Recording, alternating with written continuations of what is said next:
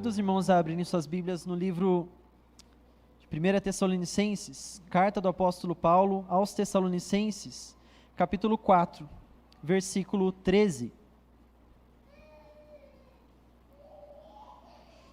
Carta do apóstolo Paulo aos Tessalonicenses, capítulo 4, verso 13. Vamos ler o verso 13 e 14. Não queremos, porém, irmãos, que sejais ignorantes com respeito aos que dormem, para não vos entristecerdes como os demais, que não têm esperança. Pois se cremos que Jesus morreu e ressuscitou, assim também Deus, mediante Jesus, trará em sua companhia os que dormem. Jesus trará em sua companhia os que dormem.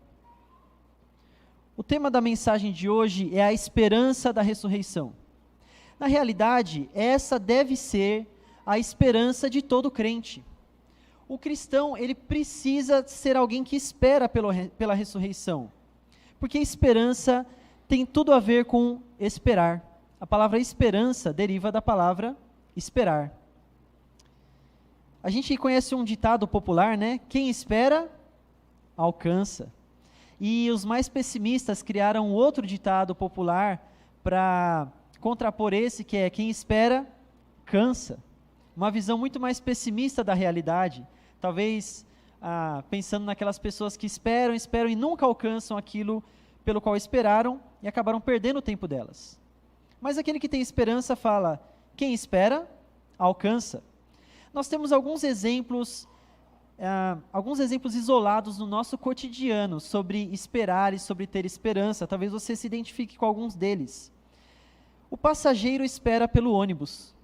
Eu não sei se você na sua vida já precisou pegar ônibus. Eu já precisei pegar muito ônibus mesmo. Na época que eu fazia faculdade numa cidade que ficava 2 cidades de distância da minha. E eu estudava de noite. Então eu tinha que ir de ônibus, às vezes pegar 2 ônibus para ir, 2 para voltar. E quando você vai para o ponto, você tem uma esperança no seu coração, que é de que o ônibus chegue na hora. E você, na verdade, torce muito para que não aconteça nada com o ônibus, para que ele chegue no horário. Então o passageiro, ele espera pelo ônibus. O paciente espera pelo médico.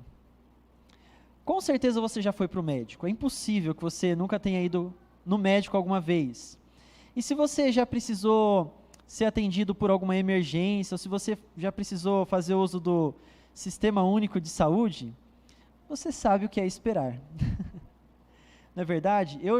Eu imagino vocês também já esperamos muito pelo atendimento do médico. Às vezes você vai lá para o hospital e aí você pega uma senha.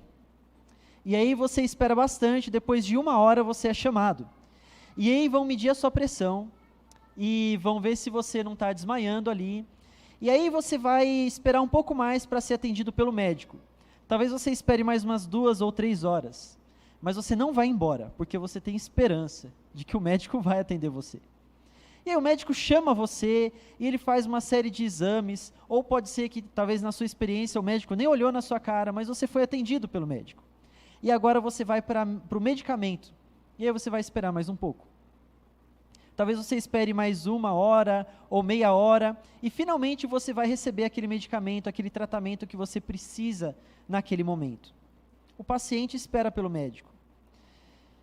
Talvez já aconteceu com você de perceber que não valia a pena, e você desistiu de esperar.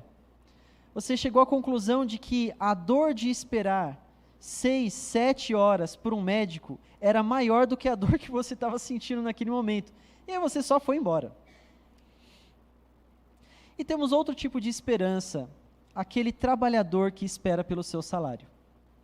É claro, a gente trabalha para servir as pessoas e abençoar as pessoas, mas também a gente trabalha na esperança de que no final do mês, corrigido o FGTS, descontado o transporte, talvez descontado a alimentação, descontado talvez mais alguma série de coisas, mas vai vir o tão aguardado salário e você vai poder finalmente pagar as suas contas, pagar o seu entretenimento, pagar aquilo que os seus filhos necessitam, talvez aquilo que os seus pais necessitam. Você trabalha o mês inteiro na esperança de que no final vai ter um salário. Mas isso são exemplos isolados na nossa vida, são esperanças pequenas, comparados com uma esperança muito maior que todo ser humano tem. Baseado nessa pergunta que eu vou te fazer: o que você espera da vida? Quando você pensa na sua existência, quando você pensa no que você é aqui nesse mundo, o que é que te aguarda do futuro? Qual que foi o sentido do seu passado? De que valeu tudo isso? Qual a resposta que você tem? Você poderia pensar, talvez, nos seus amigos, na sua família. O que os meus amigos ou os meus parentes esperam da vida? Muitos pais falam isso para os seus filhos, né? Meu filho, o que você espera da vida? O que você espera da vida? Nós esperamos baseados na crença de uma promessa. Todo ser humano nesse mundo tem uma esperança. Assim que você se entende por gente, você já passa a ter alguma esperança a respeito da vida. E toda a esperança que você tem é fundamentada na crença de uma promessa. Sem uma promessa não existe crença. Sem crença não existe esperança. E sem esperança não existe vida. Aqui no texto que nós lemos e no texto que nós vamos expor aqui nessa noite, nós vamos aprender sobre a esperança que nós devemos ter e na esperança que nós não devemos ter. E como que essa esperança impacta profundamente a nossa vida. Nesse texto todo, nós só temos 2 imperativos, 2 ordenanças. Uma é: consolai-vos, consolem uns aos outros com essas palavras. E a outra é: edificai-vos, construam santidade uns nos outros com essas palavras. E baseado nesses 2 imperativos, nós vamos ver que a esperança na ressurreição, a esperança da ressurreição, deve produzir em nós alegria. E a esperança da ressurreição deve produzir em nós um alerta. Primeiro nós vemos aqui no versículo 13 do capítulo 4 de 1 Tessalonicenses, que existe uma diferença baseada na alegria. Olha que interessante. Não queremos, porém, irmãos, que sejais ignorantes com respeito aos que dormem. Dormem aqui é um eufemismo para morrem, aqueles que morreram. Não queremos que vocês sejam ignorantes a respeito daqueles que morreram. Não entenda aqui ignorantes como uma ofensa. Entenda aqui ignorantes no sentido, nós não queremos que vocês desconheçam o que realmente acontece, com aquelas pessoas que morreram. Por quê? Para não vos entristecerdes como os demais, que não têm esperança. Meus irmãos, quando as pessoas se deparam com essa vida, eles não se deparam só com a realidade da criação, tudo era muito bom. Eles se deparam com a realidade da queda, existem coisas que estão muito ruins. E ao se deparar com a realidade da queda, as pessoas se veem em desesperança, ou em desespero. Existem muitas realidades acerca da expectativa das pessoas que demonstra esse desespero. Nós podemos ver o desespero das pessoas diante da morte. Quando nós vamos a um velório, é muito triste ver o desespero das pessoas diante da morte. Muitas vezes as pessoas estão alegres na sua vida, festejando, celebrando, até que elas se deparam com a morte e elas não estão prontas para aquilo. E elas choram, um choro doído até para quem vê. Até para quem vê. Algumas pessoas, depois de episódios de serem impactadas com a morte de algum parente, ou serem impactadas pela morte na televisão, ou serem impactadas pela perspectiva de que um dia elas vão morrer, caem numa tristeza profunda, se sentem extremamente angustiadas, porque elas não têm esperança. Muitas pessoas desenvolvem até mesmo transtornos por causa do medo da morte. Algumas pessoas simplesmente preferem não pensar acerca da morte, até que seja tarde demais. Nós não devemos ser, irmãos, como aqueles que não conhecem o que acontece com os mortos, como aqueles que não têm esperança. Muitas vezes, aqueles que não têm esperança expressam também uma espécie de desespero de outras maneiras, como o desespero de uma vida finita. Às vezes você vai conversar com uma pessoa, e você é amigo dela, conhece ela mais profundamente, você percebe que por mais que ela não esteja naquele momento desesperada com a realidade da morte, a esperança dela é numa vida que vai acabar quando ela morrer. Como é a vida de uma pessoa que tem esperança apenas para essa vida? É nas palavras de Paulo: comamos e bebamos, porque amanhã morreremos. A finitude da vida começa a trazer insatisfações, porque se você não é bem-sucedido no seu emprego, você não tem mais esperança, porque se essa vida aqui deu errado, qual vida que vai dar certo? Se você não alcançou aquele amor tão desejado, aquele relacionamento tão fantástico que você imaginou toda a sua vida, você não tem mais esperança, porque se você não realizou isso nessa vida, que outra vida você vai ter para realizar e satisfazer o seu desejo de ser amado ou de ser amada, o seu desejo de ser desejado ou de ser desejada? Essas pessoas vivem numa insatisfação gerada pela insuficiência dessa vida. Essa vida é insuficiente.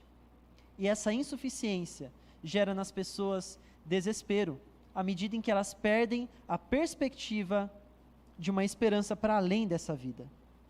Essas crises geram ansiedade, geram depressão, geram angústia, geram pessoas amarguradas, pessoas casmurras, ou pessoas que vivem desesperadamente atrás de alguma anestesia para a alma delas. Mas o apóstolo Paulo fala: meus irmãos, nós não queremos que vocês sejam ignorantes com respeito aos que dormem, porque eles não têm esperança. Mas se o contraste da desesperança é feito a partir da medida em que a desesperança gera tristeza, então esse contraste acontece na alegria. A alegria do Senhor é a nossa força. Se você tem esperança no Senhor, se a resposta da sua vida é Jesus Cristo, você é alegre. Você pode estar chorando a morte de um parente querido, de um amigo querido, mas no fundo do seu coração existe alegria.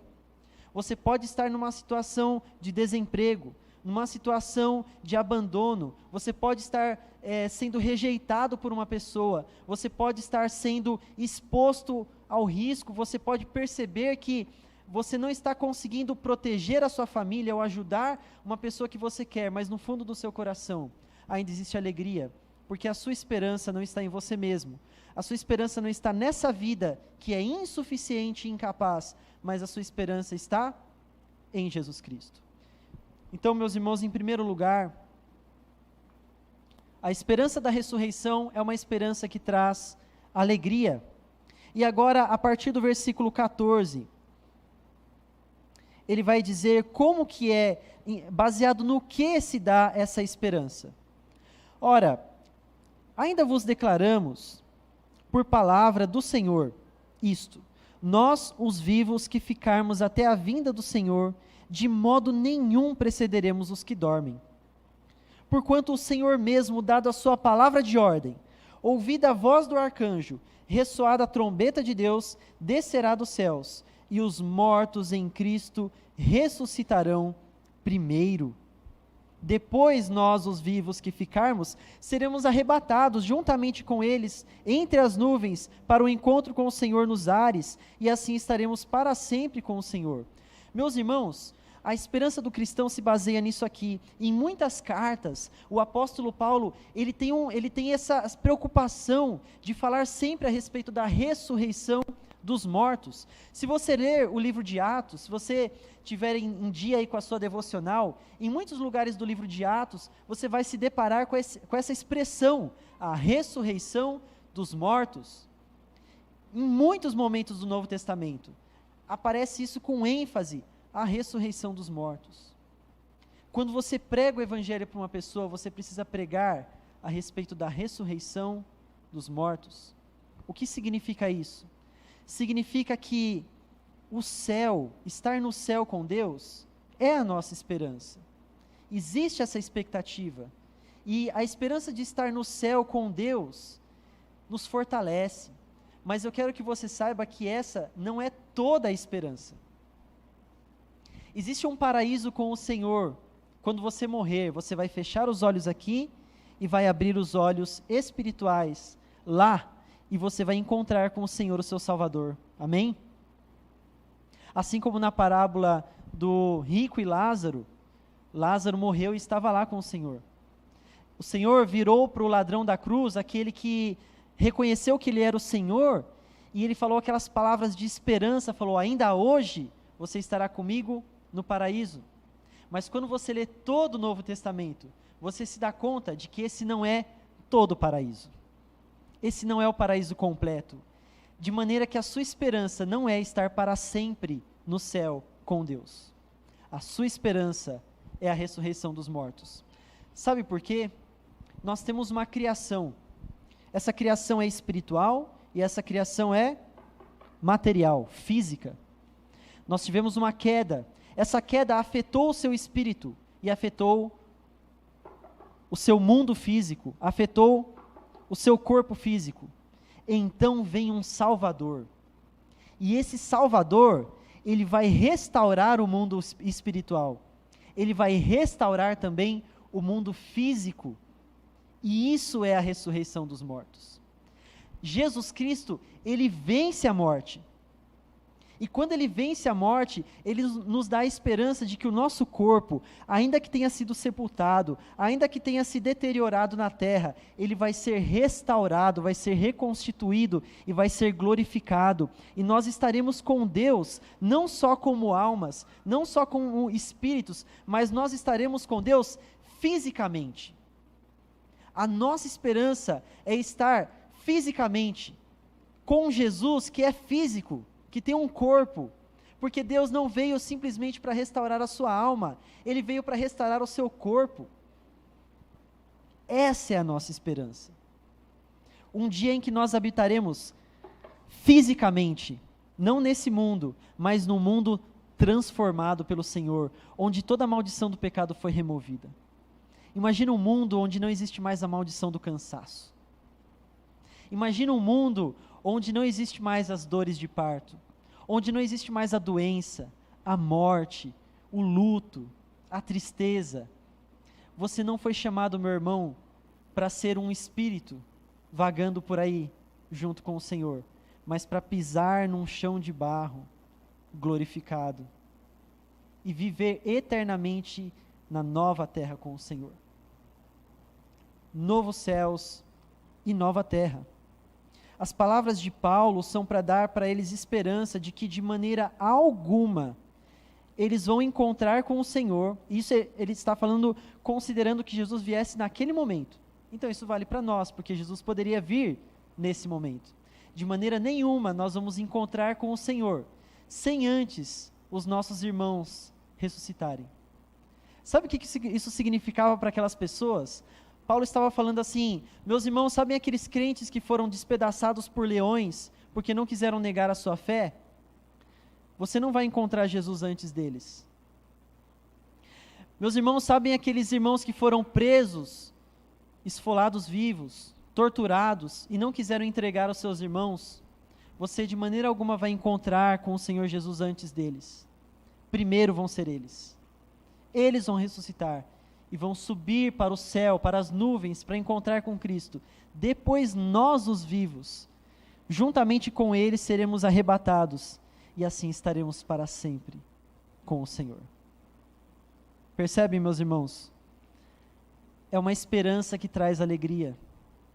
Muitas vezes, por perder essa expectativa, muitas vezes mesmo, pela minha experiência, tanto pessoal, como pela minha experiência como conselheiro bíblico, eu tenho visto que as pessoas acham o céu legal. É legal. Mas eles ficam muito tristes de imaginar o tanto de alegrias que eles vão perder aqui dessa terra. Muitas vezes, a gente pensa assim: poxa, mas eu gosto tanto do meu trabalho. Poxa, mas para mim é tão especial quando eu brinco com os meus filhos. E lá no céu eu vou cantar, né? Nós vamos usar túnicas brancas, talvez com alguns detalhes dourados, e vamos cantar um dia após o outro. Vai ser um grande coral. Meus irmãos, não é essa a promessa do Senhor. Deus criou um mundo, lembra Gênesis 31? Tudo era muito bom. O homem pecou e a maldição caiu sobre esse mundo. E na volta de Cristo ele vai restaurar esse mundo, onde tudo é muito bom. E você vai viver nesse mundo para a glória de Deus. Não acredite que existe nada nesse mundo que se compara com as alegrias de um mundo sem pecado. Não acredite que existe nada nesse mundo que se compare com a alegria de você viver, trabalhar, correr, se alegrar, se relacionar, sem a sombra do pecado perseguindo você, minuto após minuto, hora após hora, sem aquela persistente, constante inclinação do seu coração de fazer aquilo que o Senhor disse que não é para você fazer, sem a presença constante da lembrança de que um dia você talvez vai precisar passar pela morte, que isso vai ser muito doloroso e muito desagradável. O mundo perfeito de Deus é esse mundo, é essa esperança que Paulo está apresentando aqui. E finalmente ele encerra no versículo 18: consolai-vos, pois, uns aos outros com essas palavras. Meus irmãos, Paulo diz, quando aquele irmão estiver sendo despedaçado por um leão, vira para a família dele e consola ele com essas palavras. Quando aquele irmão precisar perder o emprego, por causa que ele não quer adorar o imperador romano, consola ele com essas palavras. Quando aquele irmão está com uma filha enferma, doente, e ela já está desmentida pelos médicos, consola ele com essas palavras. E você pode aplicar isso em qualquer coisa da sua vida. Quando você percebe que vez após vez você tem persistido, mas as coisas não saem como você gostaria, não saem da maneira correta, que você seja consolado por essas palavras. Não console as pessoas com outras palavras. Não console as pessoas com uma esperança humana, com uma expectativa mundana.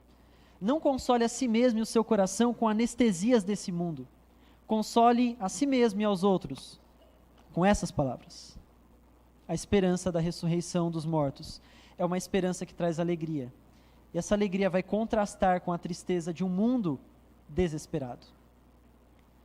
Mas em segundo lugar, a esperança da ressurreição é uma espera que nos traz um alerta.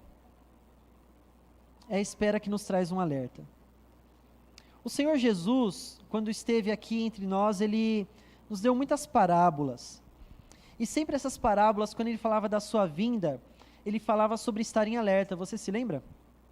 Por exemplo, se você observar Mateus capítulo 24 e 25, nós temos 3 parábolas ali. A parábola dos talentos, a parábola do servo bom e do servo mau, e a parábola das virgens. E sempre o resumo da parábola é assim: tem um senhor, ele confia algo ao seu servo, ele confia algo a uma pessoa, e ele sai. E essa pessoa precisa ficar esperando. Como? Alerta. Alerta.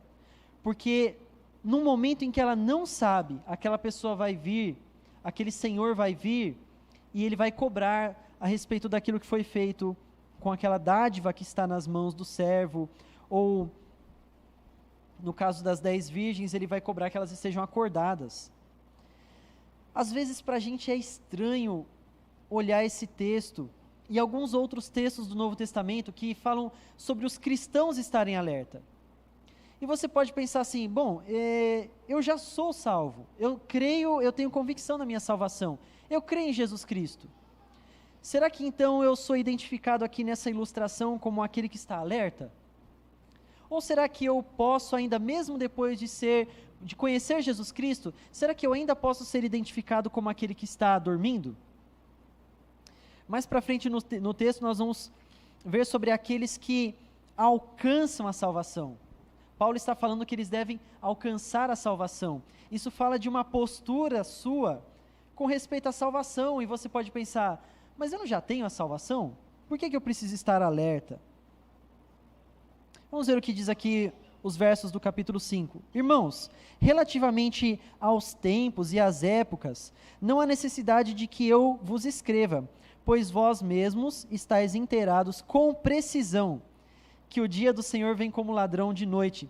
Paulo faz uma ironia aqui muito interessante. Ele fala assim: olha, vocês já têm precisamente a informação de que vocês não têm a menor ideia de quando Jesus vai voltar. É isso que ele está dizendo. Já foi dado para vocês precisamente a ideia de que vocês podem ser pegos de surpresa a qualquer momento. E a volta do Senhor é assim mesmo. Quando andarem dizendo paz e segurança, eis que lhes sobrevirá repentina destruição, como vêm as dores de parto, a que está para dar à luz, e de modo nenhum escaparão. Aqui você entende, ele está falando então que existe uma diferença. Os que dormem são aqueles que não conhecem a Jesus, que rejeitaram o Filho de Deus. Mas aqueles que estão acordados, que estão em alerta, são aqueles que entregaram a sua vida ao Senhor, e por isso eles estão acordados, esperando a vinda do Senhor. Mas olha o que fala o versículo 4. Mas vós, irmãos, não estáis em trevas, para que esse dia, como ladrão, vos apanhe de surpresa. Porquanto vós todos sois filhos da luz e filhos do dia, não somos da noite, nem das trevas. Tudo bem, irmão Paulo, eu concordo. Eu sou um filho do dia, certo? Se eu estou salvo, eu sou o filho do dia. Eu estou acordado, eu não estou dormindo. Mas olha o versículo 6. Assim, pois, não durmamos como os demais. Pelo contrário, vigiemos e sejamos sóbrios. O texto está dizendo que você pode dormir. Apesar de ser um filho do dia, apesar de ser uma pessoa da luz, você pode dormir. Mas o alerta da Bíblia e o desejo aqui do apóstolo Paulo é: não sejamos como os que dormem. É um desejo, é um anseio para que o comportamento do cristão esteja de acordo com esse espírito de alerta, esse estado de alerta. Observe, meus irmãos, você pode dormir à semelhança daqueles que estão no mundo e dormem. Como que eles dormem? Eles dormem nos prazeres. Para aliviar a angústia da proximidade da morte, para aliviar as dores desse mundo, eles dormem nos prazeres, nos espetáculos, na gula, em todo o prazer que a tecnologia pode dar para nós. E isso para a gente é muito significativo, né? Nós vivemos numa geração inundada pela tecnologia, e para a gente é muito difícil, muitas vezes, não dormir nos prazeres.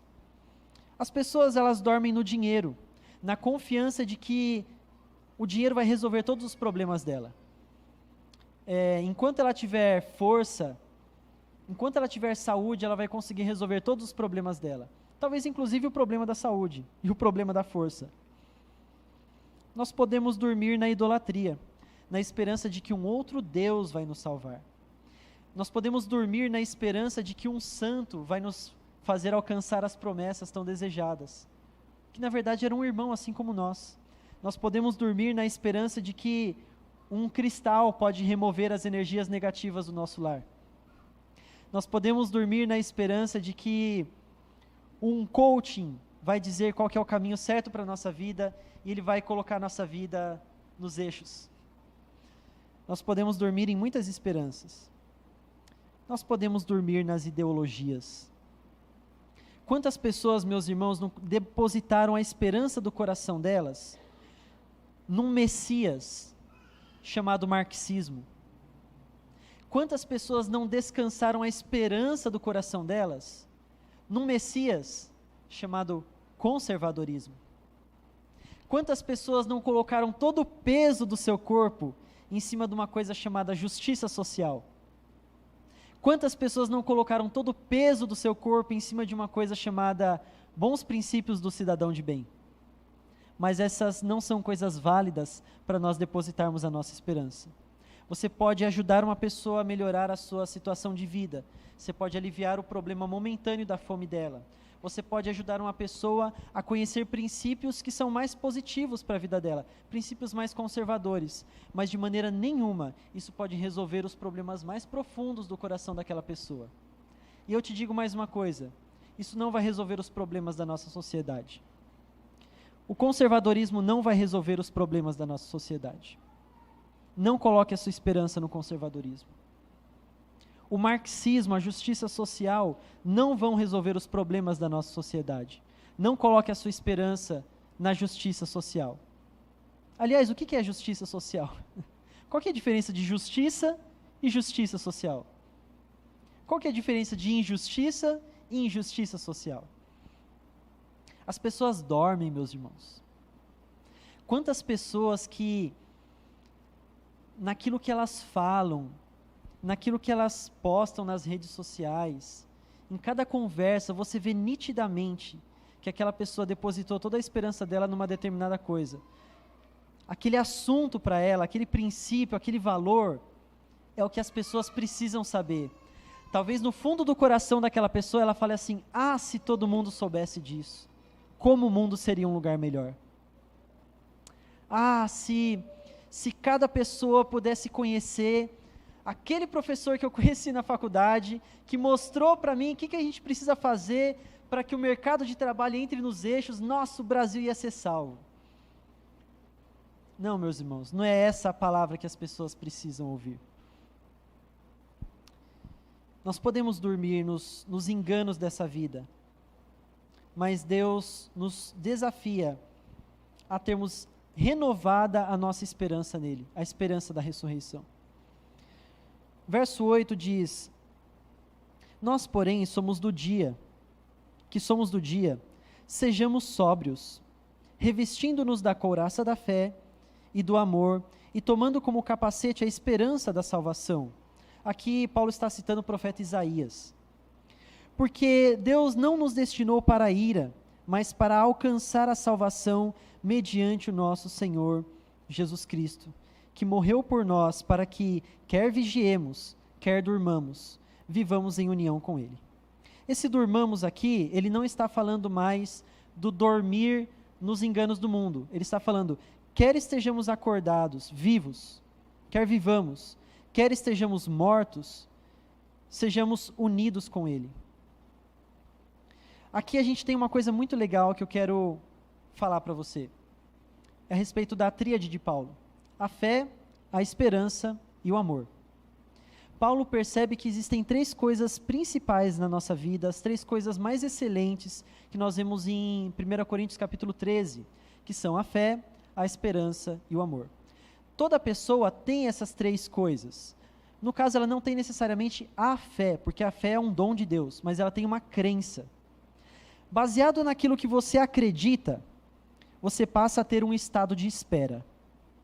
Aquilo em que você acredita, a promessa em que você acredita, gera em você um estado de espera. E essa não é uma espera passiva, essa é uma espera ativa. Você vive ativamente esperando por aquela promessa que foi feita a você. E baseado na maneira como você espera, vai se desabrochar o seu amor, aquilo que você ama. Baseado no que você acredita, você tem uma esperança. E baseado na sua esperança, você vai ter as coisas que você ama. Você vai viver de uma determinada maneira. E isso também acontece na fé cristã. Por causa da nossa fé no Senhor, nós temos uma esperança. E baseado nessa esperança, nós temos um amor. E o foco aqui de Paulo, ele sempre fala fé, esperança e amor, nessa sequência, fé, esperança e amor. Mas aqui ele inverteu, ele falou fé, amor e esperança, porque o foco da mensagem de Paulo aqui é a esperança da nossa salvação. Nós temos que nos revestir dessa fé. Você tem que se lembrar o que é que você acredita, quem é o Cristo em que você acredita. Você tem que se lembrar que esse mundo só vai ter jeito a hora que Jesus voltar. Você tem que renovar a sua espera, a sua esperança nessa ressurreição dos mortos. E baseado nisso você vai ser capaz de amar. Te falar uma coisa, meu irmão. No dia da ira, você vai ser mais capaz de amar se a sua esperança estiver em Cristo Jesus. Mas no dia da ira, se você tiver perdido a expectativa de uma vida futura, se você tiver com a expectativa de que o aqui e agora é tudo o que existe, você vai cair em pecado. No dia do medo, se a sua esperança estiver só no aqui e agora, você vai cair em pecado. No dia da angústia, se você tiver a sua esperança no aqui e agora, você vai cair em pecado. Mas você vai estar fortalecido com uma couraça e com um capacete para o dia mau na tua vida, se a tua esperança estiver em Cristo Jesus. Se a tua esperança estiver em Cristo Jesus, o seu amor vai desabrochar para a glória de Deus. Porque Deus não nos destinou para a ira, mas para alcançar a salvação mediante nosso Senhor Jesus Cristo. Mas eu já alcancei minha salvação. Eu lembro, foi numa EBF, eu entreguei minha vida para o Senhor, eu falei, eu acredito no Senhor Jesus, que me perdoa dos meus pecados, em nome de Jesus, amém. E aqui vem aquele trecho que eu comentei com vocês. Irmãos, você vai reparar muitos textos da Bíblia parecidos com esse, alcançar a salvação. Então você pode se lembrar, por exemplo, de Paulo falando assim, não julgo que já tenho alcançado, mas prossigo para o soberano prêmio da vocação. Será que o irmão Paulo estava tendendo para o arminianismo? Será que ele estava se desviando da fé calvinista, né? Que anacronismo. Mas não é essa a verdade. Você tem outros textos em que Paulo expressa dessa maneira, mas nós entendemos melhor isso a partir do momento que nós entendemos uma doutrina chamada perseverança dos santos. Aquele que crê em Cristo, aquele que é verdadeiramente eleito pelo Senhor, esse vai perseverar até o fim, na sua esperança. Quem são aqueles que vão ressuscitar dos mortos? Aqueles que até o fim esperaram em Cristo. Aquele que abandonou a esperança, como diz Paulo, esses não eram dos nossos. Estavam entre nós, mas não eram dos nossos. Talvez por um tempo ele foi convencido de que poderia haver algo mais, mas isso não era fruto de uma fé genuína no coração dele. E você? A sua fé é genuína? Você é verdadeiramente um eleito do Senhor? Você tem convicção disso? Se você tem convicção disso, então expresse essa sua convicção aguardando a salvação que vem de Jesus. Primeiro porque você precisa provar isso aos outros, você precisa demonstrar isso aos outros. Segundo, porque você precisa de uma evidência interna da sua salvação. Nunca diga a alguém que essa pessoa é salva por causa de uma oração que ela fez. Isso não é certo. Não é certo você dizer para uma pessoa, olha, como você fez essa oração aqui, que está nesse folheto, a oração do pecador, então você está salvo. É superficial demais isso. E a gente não vê em parte nenhuma da Bíblia as pessoas fazendo isso. Você precisa de uma evidência para você mesmo, de que o Espírito Santo realmente transformou a sua vida. Você precisa alcançar a certeza da salvação. E muitas vezes, você pode até ser salvo já, mas você ainda não tem a certeza de salvação, porque você ainda luta com muitos pecados.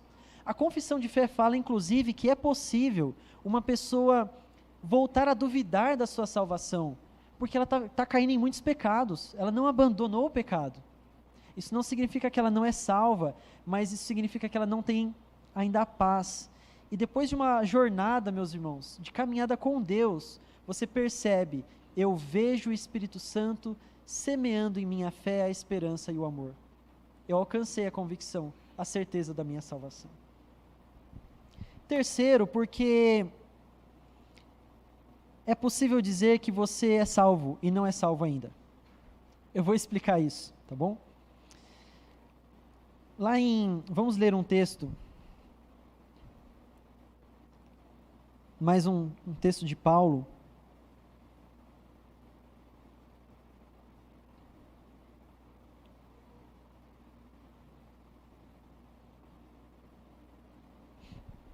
Romanos capítulo 8, versículo 22, diz assim: sabemos que toda a natureza criada geme até agora, como em dores de parto.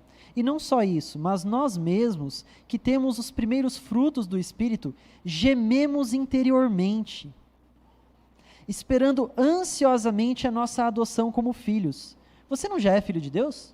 Por que Paulo está falando que você geme ansiosamente aguardando a adoção de filhos? A redenção do nosso corpo. Você não já é redimido? Por que ele fala que você geme interiormente aguardando a redenção do seu corpo? Pois nessa esperança fomos salvos. Mas esperança que se vê não é esperança. Quem espera por aquilo que está vendo? Paulo mostra aqui para nós, irmãos, que nesse mundo nós vivemos o já e ainda não. Como diz a nossa boa teologia.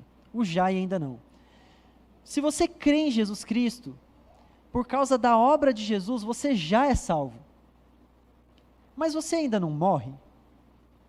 Se acontecer um desastre aqui, esse teto cair sobre as nossas cabeças, é muito provável que você vai morrer. como é que eu vou morrer se Jesus Cristo venceu a morte por mim na cruz? Era para eu não morrer mais. Se você andar debaixo da chuva muito tempo, e depois ainda chegar em casa e tomar um golão de água gelada, você ficar andando descalço pela casa, você vai ficar doente. Mas Jesus Cristo não venceu a doença na cruz, por que eu ainda fico doente? Porque nós vivemos uma tensão do já e ainda não. Você tem a esperança da salvação. E essa esperança é tão certa, que de certa forma podemos dizer que você já tem a salvação, mas você ainda aguarda ela vir com Jesus Cristo. Porque quando Jesus voltar, então o último inimigo vai ser derrotado, como Paulo disse. O último inimigo a ser derrotado, quem se lembra? É a morte. Naquele dia, enfim, de uma vez por todas, a morte, a doença, a tristeza, a enfermidade vai ser derrotada. Você já é filho de Deus, mas naquele dia a sua adoção por filhos vai ser completa, vai ser plena. Você de fato vai se comportar, você vai ser como uma pessoa que alguém fala assim, você é a cara do seu pai. Hoje, você é a cara do seu pai, mas tem uma diferença ali. Por quê? Porque ainda temos a corrupção no nosso coração. Mas naquele dia, seremos semelhantes a Ele. Glória a Deus, meus irmãos, seremos semelhantes a Ele. Esperança, meus irmãos, tem a ver com você esperar por uma coisa que você não tem ainda. Mas você tem a certeza, porque quem prometeu não pode mentir. Aquele que prometeu é fiel e ele não pode mentir. E por causa disso você tem a certeza da vitória sobre a morte, a certeza da vitória sobre a corrupção. E é por isso que Paulo usa esse linguajar. Porque Deus não nos destinou para a ira, mas para alcançar a salvação mediante o Senhor Jesus Cristo, que morreu por nós, para que quer vigiemos, quer durmamos, vivamos em união com Ele.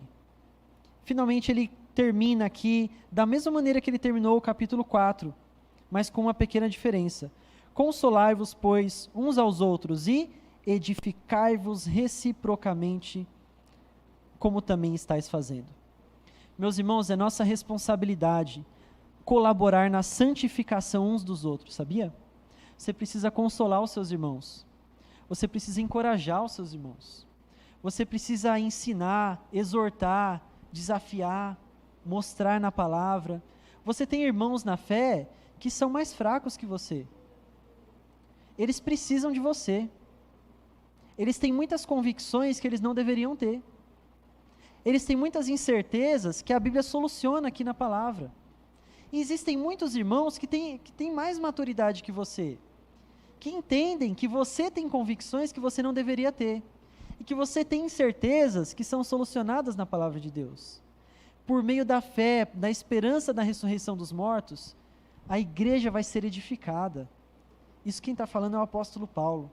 Por meio dessa esperança na ressurreição dos mortos, a nossa igreja vai ser consolada, meus irmãos, à medida em que nós deixarmos de viver para nós mesmos, na nossa individualista esperança na ressurreição dos mortos, e nós passarmos a viver uma vida que é para compartilhar. Nós passarmos a viver uma vida que é para ser repartida, para ser dividida, para ser comungada. Isso é comunhão.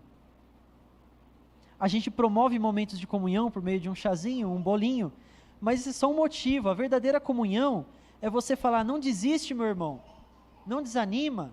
Se você precisar de alguma coisa, liga para mim. Se você estiver passando por tentação, está aqui o meu WhatsApp, fala comigo a qualquer momento, a qualquer hora, eu vou orar com você. Meu irmão, eu quero ir na tua casa, eu quero orar contigo, porque eu sei que você está sofrendo. Meu irmão, não se esqueça que o nosso Redentor está vivo, Ele está voltando, Ele está voltando. E naquele dia que a gente olhar para o céu e ver Jesus Cristo no seu corpo físico, e nós vermos os nossos irmãos ressuscitando dos mortos, e o nosso corpo sendo glorificado, aquele lá vai ser o fim dos nossos problemas, o fim dos problemas do mundo. Não desanima, permaneça firme. Consolai-vos, pois, uns aos outros, e edificai-vos reciprocamente, como também estáis fazendo. Amém, irmãos? Que desafiados pela palavra do Senhor, nós possamos fazer isso, não só para nós individualmente, mas espalhar essa mensagem, fortalecermos uns aos outros, ajudarmos a nos afastar dessas esperanças falsas do mundo, essas esperanças mentirosas, para acreditarmos só na verdadeira esperança, que é a volta de Jesus.